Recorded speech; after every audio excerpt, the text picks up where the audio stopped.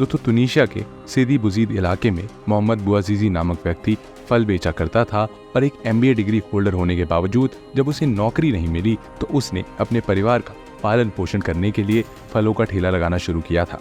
Tunisia की तानाशाही सरकार में जहां सरकारी अधिकारियों का बोलबाला था, बouazizi का ठेला कभी कभी जब्त कर लिया जाता था और उस कारण उस दिन उसका परिवार भूखे सोया करता था। इसी शहर में फैदा हामदी नाम की एक म्युनिसिपल इंस्पेक्टर भी रहा करती थी और 17 दिसंबर 2010 की सुबह जब फैदा हामदी इंस्पेक्शन के लिए निकली तो उसने बouazizi की फल की रेडी को जब्त कर लिया। रेडी जब्त करने के पीछे कारण यह बताया गया कि ठेला लगाने की उसके पास म्युनिसिपल ऑफिस से परमिशन नहीं थी और बouazizi जब अपने फल वापस छीनने की कोशिश करने लगा तो फैदा ने वहीं सबके सामने उसे थप्पड़ मार दिया। वैसे तो ये थप्पड़ मारने की बात कोई बड़ी बात नहीं थी, लेकिन जब वो अपनी रेडी छुड़ाने के लिए सरकारी दफ्तर गया तो वहां सब कोशिश के बावजूद भी उसे ठेला नहीं मिला, तो इससे आहत होकर उसने उसी दफ्तर के सामने खुद को आग के हवाले कर दिया। इस घटना का सोशल मीडिया पर वीडियो वायरल हो गया और बouazizi की मौत ने तुनीशिया में एक क्रांति की चिंगारी भड़का दी, जिसने 23 साल पुरानी सरकार को उखाड़ फेंका और बेन अली जो 23 साल से तुनीशिया को चला रहे थे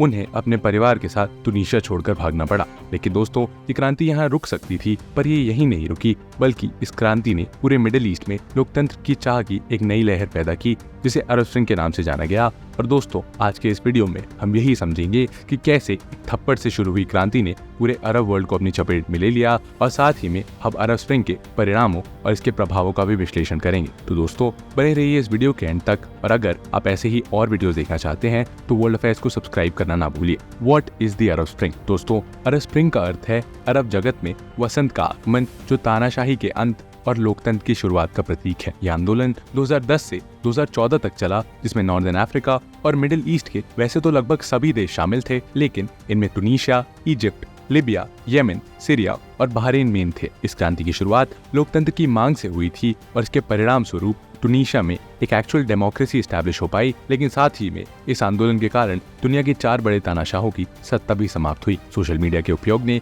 एक फल विक्रेता के साथ हुए दुर्व्यवहार का बदला लेने की शुरुआत की और इससे पूरा मिडिल ईस्टर्न रीजन हिल गया। लेकिन दोस्तों क्या ये सब केवल एक व्यक्ति की मौत के कारण से हुआ? शायद इसका जवाब नहीं है, क्योंकि बouazizi की मौत तो केवल एक चिंगारी थी। ये सरकारें वर्षों से लोगों को प्रताड़ित कर रही थी और लोगों के मन में बारूद भर रहा था, और जब इस बारूद का विस्फोट हुआ तो पूरी दुनिया ने इसे देखा। आइए अब समझते हैं कि 2010 तक अरब रीजन में क्या चल रहा था और अरब स्प्रिंग तुनीशिया से अन्य देशों तक कैसे पहुंचा। रीजंस बिहाइंड अरब स्प्रिंग। दोस्तों अरब स्प्रिंग को समझने के लिए पहले हमारा ये जानना जरूरी है कि अरब वर्ल्ड क्या है। तो दोस्तों अरब वर्ल्ड वो क्षेत्र है जहां अरबी भाषा बोलने वाले समुदाय के लोग रहते हैं, जिनमें कुल 21 देश शामिल हैं और जिनकी कुल जनसंख्या 465 मिलियन है। ज्योग्राफिकली बात करें तो इस रीजन में मिडिल ईस्ट और नॉर्थ अफ्रीका के देश आते हैं और यहाँ की 32% जनसंख्या 15 से 24 साल के युवाओं की है। और दोस्तों इन युवाओं की बढ़ती जनसंख्या ने ही अरब स्प्रिंग को भी जन्म दिया था, क्योंकि 2010 के दौरान अरब वर्ल्ड की डेमोग्राफिक्स में युवाओं की संख्या में तेज वृद्धि हुई थी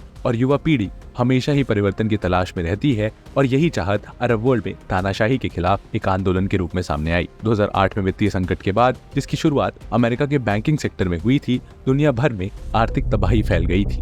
इससे उभरने के लिए आर्थिक सुधार आवश्यक थे, लेकिन अरब वर्ल्ड की तानाशाही सरकारें किसी भी प्रकार के सुधारों के लिए तैयार नहीं थी और इसी के परिणाम स्वरूप बेरोजगारी एक महामारी की तरह पूरे अरब वर्ल्ड में फैल गई और युवा वर्ग जो निराश हो चुका था उसने देश में लोकतंत्र लाने की दिशा में प्रयास शुरू कर दिए। आर्थिक तंगी, बेरोजगारी और तानाशाही के साथ साथ अरब वर्ल्ड में भ्रष्टाचार भी चरम पर था और सरकारी अधिकारी लोगों से मनमानी रिश्वत वसूलते थे, जिसका एक उदाहरण बouazizi का मामला खुद भी है। जब उसने रिश्वत देने से मना किया तो उसकी रेडी जब्त कर ली गई थी और इसी भ्रष्टाचार से तंग होकर बouazizi ने अपनी जान दे दी थी, जिससे पूरे अरब वर्ल्ड में डेमोक्रेसी की लहर उठ गई। ये लहर मिडिल ईस्ट और नॉर्थ अफ्रीका के क्षेत्र में तेजी से फैलने लगी और आइए अब समझते हैं कि अरब स्प्रिंग इस क्षेत्र में कैसे फैला। How did the Arab spring spread? दोस्तों अरब स्प्रिंग की शुरुआत तुनीशिया में कैसे हुई ये तो आप समझ गए होंगे, लेकिन ये सिर्फ और सिर्फ एक इंसान की मौत की वजह से नहीं, बल्कि तुनीशिया में बहुत सालों से चली आ रही बेन अली की तानाशाही के खिलाफ उनकी तानाशाही की देन थी। और बाकी देशों में भी ये इसीलिए फैल पाई क्योंकि बाकी देशों में भी ऑटोक्रेटिक गवर्नमेंट जनता का शोषण कर रही थी और दशकों से कुछ तानाशाह इन देशों पर राज कर रहे थे, जिन्हें अमेरिका, चीन और रूस जैसे देश एक्सटर्नल सपोर्ट प्रोवाइड करते थे ताकि इन देशों की सिचुएशन यथास्थिति बनी रहे और वो बड़े देश आसानी से इस रीजन के रिसोर्सेज को एक्सप्लॉइट कर सकें, और इससे जनता धीरे धीरे ऊब चुकी थी। दोस्तों 2010 एक तरह से सोशल मीडिया के उदय का भी समय था, जब लोगों के पास पहली बार इंटरनेट का एक्सेस पहुंचा और लोग सोशल मीडिया पर आने लगे। सोशल मीडिया की पावर से तब तक ये तानाशाह अनजान थे और इसीलिए सोशल मीडिया अरब रीजन में फ्रीडम ऑफ एक्सप्रेशन का एक अहम जरिया बनी। लोग सरकार की नाइंसाफी के खिलाफ आवाज उठाने लगे और ये आवाज दूर दूर तक पहुंचने लगी और इसी वजह से लोग अरब स्प्रिंग के टाइम पर एक दूसरे से जुड़ गए और एक इमोशनल वेव से लोगों का जुड़ाव होता चला गया। इसका पहला असर दिखा तुनीशिया में, जिसके तानाशाह ने कुछ हफ्तों के आंदोलन में ही 23 साल की सत्ता छोड़ दी और इसी से आप समझ सकते हैं कि आंदोलन कितना बड़ा रहा होगा। इसके बाद ये लोकतंत्र की आग इजिप्ट तक पहुंची और इजिप्ट में अरब स्प्रिंग ने प्रोटेस्ट को एक नया आयाम दे दिया। तुनीशिया में सरकार के सत्ता से हटने का असर इजिप्ट पर भी हुआ और वहां के लोग भी 30 सालों से होस्नी मुबारक की तानाशाही से तंग आ चुके थे। इसीलिए इजिप्ट की राजधानी कायरो के तहरीक स्क्वायर में लोग जुटने लगे और मुबारक की सत्ता के खिलाफ प्रदर्शन करने लगे। ये तहरीक स्क्वायर देखते देखते इजिप्ट की इस क्रांति का सिंबल बन गया और 24 जनवरी 2011 से शुरू हुए इस प्रोटेस्ट ने 30 साल की तानाशाही को खत्म कर दिया और 11 फरवरी 2011 को होस्नी मुबारक ने अपने पद से इस्तीफा दे दिया। इसके बाद अरब स्प्रिंग की आग पहुंची लिबिया में, वही लिबिया जहां का तानाशाह मुअम्मर गद्दाफी था, जिसने लिबिया पर करीब 42 सालों तक राज किया था और उसने पूरे देश की जनता पर अत्याचार करने की कोई कोशिश बाकी नहीं छोड़ी थी। और दोस्तों, फरवरी 2011 से लिबिया में भी गद्दाफी के खिलाफ प्रदर्शन होने शुरू हो गए, लेकिन देखते ही देखते ये प्रोटेस्ट आम कॉन्फ्लिक्ट में बदल गए। दरअसल गद्दाफी ने इस प्रदर्शन को रोकने के लिए एयर स्ट्राइक का आदेश दे दिया, जिसके बाद लिबिया में जहां प्रदर्शन हो रहे थे वहां पर हवाई हमले किए गए। इसमें करीब 300 लोगों की जानें चली गई और इसी नरसंहार ने दुनिया का ध्यान खींचा। लोगों की बढ़ती मौत के आंकड़ों को देखते हुए यूनाइटेड नेशंस में एक रेजोल्यूशन पास हुआ, जिसमें लिबिया को एक नॉन फ्लाई जोन घोषित कर दिया गया और इसके साथ ही लिबिया की जनता को किसी भी कीमत पर बचाने की बात कही गई। इसी के बाद से अरब स्प्रिंग की क्रांति में नेटो की इन्वॉल्वमेंट हुई और 31 मार्च 2011 से नेटो सिविलियंस को बचाने के लिए नेटो एयर स्ट्राइक्स करने लगी, जिससे लिबिया में एक सिविल वॉर की शुरुआत हो गई। और दोस्तों, ये सिलसिला अक्टूबर 2011 तक चला और 20 अक्टूबर 2011 को गद्दाफी को मार दिया गया और तानाशाह विरोधी दल की सरकार को दुनिया भर के कई देशों ने मान्यता दी और इस तरह से अरब स्प्रिंग लिबिया से भी तानाशाही खत्म करने के लिए कामयाब रहा। लिबिया के साथ अरब स्प्रिंग ने सीरिया के लोगों के मन में भी लोकतंत्र की आस जगा दी और 15 मार्च 2011 को सीरिया के दक्षिणी क्षेत्र डेरा में डेमोक्रेसी के सपोर्ट के लिए प्रोटेस्ट होने लगे। इस प्रोटेस्ट के बाद साउथ सीरिया में हिंसा की आग भड़क उठी, क्योंकि इस प्रोटेस्ट को दबाने के लिए सीरिया की सरकार ने फोर्स का इस्तेमाल करना शुरू कर दिया और जैसे ही ये हिंसा भड़क उठी, वैसे ही पूरे देश में राष्ट्रपति बशर अल असद के इस्तीफे की मांग करते हुए आंदोलन भड़क उठा। इसके बाद जैसे जैसे आंदोलन बढ़ा, वैसे वैसे दमन भी बढ़ता गया और फिर पूरे देश में हिंसा की आग तेजी से फैलती गई और सरकार के विरोधियों ने समर्थकों के खिलाफ हथियार उठा लिए और देखते ही देखते सीरिया गृह युद्ध में जा फंसा। इसके बाद देश में हजारों विद्रोही समूह भरकर सामने आए और ज्यादा समय नहीं लगा जब ये संघर्ष सीरियाई नागरिकों के बीच राष्ट्रपति के पक्ष और विपक्ष का युद्ध बनकर रह गया। दोस्तों, इसके बाद यमन भी अरब स्प्रिंग की चपेट में आया और यहाँ पर 33 साल की सत्ता पर काबिज अली अब्दुल्ला सालेह के खिलाफ जनवरी 2011 से ही प्रदर्शन शुरू हो गए, जिसमें हजारों लोगों ने सरकार को सत्ता से हटाने की मांग शुरू कर दी। यह आंदोलन करीब 1 साल तक चला और 27 फरवरी 2012 में अली अब्दुल्ला सालेह ने भी अपने पद से इस्तीफा दे दिया। और दोस्तों, इसी तरह अरब स्प्रिंग फरवरी 2011 में बहरीन भी जा पहुंचा, जहां बहरीन में 14 फरवरी 2011 को हजारों लोग सड़कों पर निकल आए और कई हफ्तों तक प्रदर्शन चलता रहा। मिस्र, सीरिया, तुनीशिया और यमन में सत्ता विरोधी लहर ने बहरीन के प्रोटेस्टर्स के हौसले बुलंद कर दिए और बहरीन में प्रोटेस्ट के पीछे देश की शिया कम्युनिटी का हाथ था, जो अपने लिए ब्रॉड पॉलिटिकल राइट्स की डिमांड कर रही थी। लेकिन देश के सुन्नी लीडर्स ने पड़ोसी देश सऊदी अरेबिया और यूनाइटेड अरब एमिरेट से मदद मांगी और प्रोटेस्टर्स को दबाने के लिए विदेशी सैनिकों को बुलाया गया और उनकी मदद से वहां की अथॉरिटेरियन सरकार ने क्रांति को बूटों के नीचे दफन कर दिया। ऐसा इसीलिए क्योंकि अरब स्प्रिंग इतनी बड़ी घटना थी कि सऊदी अरब और यूएई जैसे राजतंत्र भी घबरा उठे थे और कतर ने तो इस मामले की सीरियसनेस को समझते हुए अरब स्प्रिंग के शुरुआती दौर में ही बड़े सुधार कर लिए थे। इस तरह से देखा जाए तो एक बार फिर साबित हुआ था कि नामुमकिन जैसा कोई शब्द नहीं होता है, लेकिन ऐसा भी नहीं है कि अरब स्प्रिंग के बाद पूरे रीजन में लोकतंत्र आ गया, बल्कि आज जब पीछे मुड़कर देखा जाता है तो ऐसा देखने को मिलता है कि टूनीशिया को छोड़कर बाकी सभी देशों में एक तरह की बर्बादी का माहौल है और साथ ही में इस आंदोलन के बीच से ही अरब वर्ल्ड में इस्लामिक स्टेट जैसे बहुत से खतरनाक टेररिस्ट ग्रुप्स का भी उदय हुआ और आज तक कई देश एक स्थिर सरकार की कमी के कारण युद्ध जैसे हालातों में भी फंसे हुए हैं। इसीलिए आइए अब समझते हैं कि अरब स्प्रिंग नाकाम आखिर कैसे हुआ। Fall of Arab springs. दोस्तों, अगर आप इस अरब स्प्रिंग के पीछे सबसे मेन रीजन की बात करें तो इसके पीछे का सबसे बड़ा कारण था डेमोक्रेसी को लाना। लेकिन अफसोस कि टूनीशिया में ही सिर्फ डेमोक्रेसी बरकरार रह पाई, जबकि इजिप्ट में जल्द ही लोकतंत्र खत्म हो गया और वापस से मिलिट्री ने देश पर कब्जा कर लिया। बाकी बचे लिबिया, सीरिया और यमन में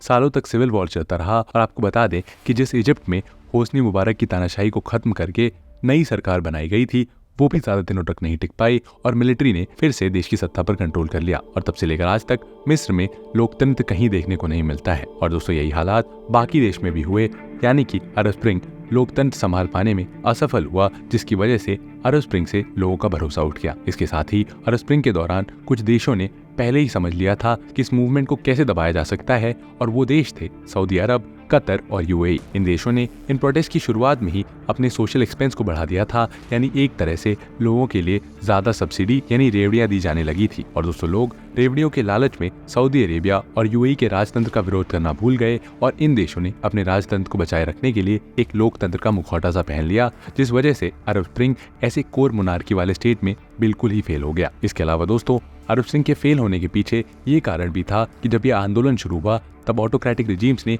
लोकतंत्र के लिए बहुत से जरूरी इंस्टीट्यूशंस को खत्म कर दिया था, जिस वजह से सत्ता तो बदल गई लेकिन उस बदलाव को कायम नहीं रखा जा सका। यहाँ एक और फैक्टर था अरब वर्ल्ड के फेल होने में, और वो था वेस्टर्न इन्फ्लुएंस। दोस्तों, पूरा वेस्ट अरब रीजन के ऑयल में हमेशा से इंटरेस्टेड था, जिसे वो तानाशाही को सपोर्ट करके आसानी से हासिल कर लेता था। लेकिन जब लोकतंत्र की मांग उठी तो इन देशों को लगा कि अब इन्हें ऑयल के लिए इन देशों की चुनी हुई सरकार से डील करना पड़ेगा, जो वेस्ट के लिए फायदेमंद नहीं होगा। इसलिए वेस्ट वर्ल्ड ने अरब वर्ल्ड में इस मूवमेंट को खत्म करने के लिए भी बहुत सपोर्ट किया था। और दोस्तों, इन सभी फैक्टर्स से शायद अरब स्प्रिंग लड़ लेता, मगर अरब स्प्रिंग जल्द ही लोकतंत्र की लड़ाई से शिया सुन्नी की लड़ाई मात्र बनकर रह गया और इससे ज्यादातर शिया लोग सुन्नी तानाशाहों के खिलाफ लड़ाई करने लगे, जिस वजह से जल्द ही अरब स्प्रिंग एक सिविल वॉर में बदल गया और ये अपनी कोशिश में नाकामयाब साबित हुआ। Aftermath and effect of Arab spring. दोस्तों, इस बात में कोई दो राय नहीं है कि अरब स्प्रिंग ने बहुत से रीजन में कुछ हद तक पॉलिटिकल, सोशल और इकोनॉमिक रिफॉर्म्स किए, लेकिन इसके साथ ही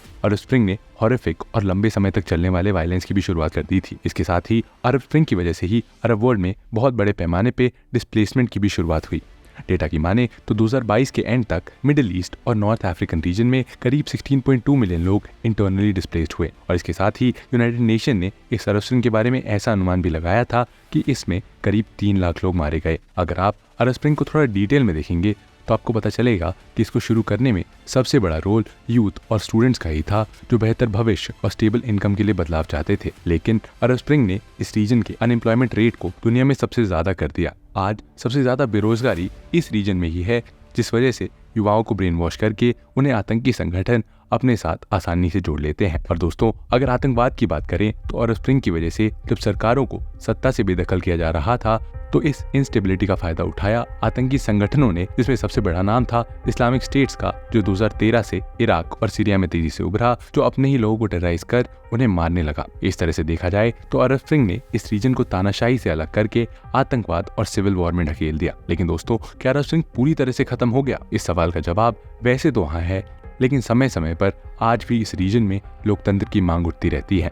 आपको बता दें कि 2018 के अंत में अल्जीरिया, सूडान, इराक, लेबनान और मिस्र में कई ऐसे प्रोटेस्ट देखे गए जिन्हें अरब स्प्रिंग की कंटिन्यूटी से ही जोड़कर देखा जाता है। लेकिन दोस्तों, अरब स्प्रिंग के बाद इस रीजन की जनता को शायद इस चीज का इल्म हो गया कि शायद लोकतंत्र अरब वर्ल्ड के लिए एक परफेक्ट गवर्नेंस का आइडिया नहीं है। कंक्लूजन। दोस्तों, इस तरह से देखा जाए तो एक दशक पहले दुनिया के एक बड़े हिस्से में लोकतंत्र की मांग तो उठी, लेकिन वहां पर लोकतंत्र की ये मांग बहुत ज्यादा नैरो माइंडेड अप्रोच से की गई थी, जिसमें अरब स्प्रिंग के चलते लोगों ने सिर्फ तानाशाही से मुक्ति को ही डेमोक्रेसी समझ लिया था। ऐसे में अरब वर्ल्ड में डेमोक्रेसी तो आई, लेकिन उसके साथ वो जरूरी इंस्टीट्यूशन नहीं आए जो वहां की डेमोक्रेसी को सपोर्ट कर सके।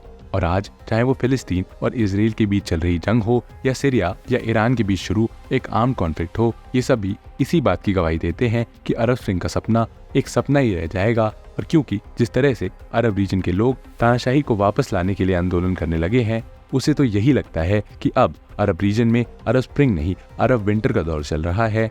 जिसमें डेमोक्रेसी का गला घोटा जा रहा है। खैर दोस्तों, ये है एंड इस वीडियो का। कैसा लगा आपको ये वीडियो जरूर बताइए कमेंट सेक्शन में, और ऐसे ही और इंटरेस्टिंग और इन्फॉर्मेटिव वीडियोस के लिए वर्ल्ड अफेयर्स को सब्सक्राइब करना ना भूलिए। मिलते हैं आपसे ऐसे ही एक और इंटरेस्टिंग वीडियो के साथ, तब तक के लिए जय हिंद।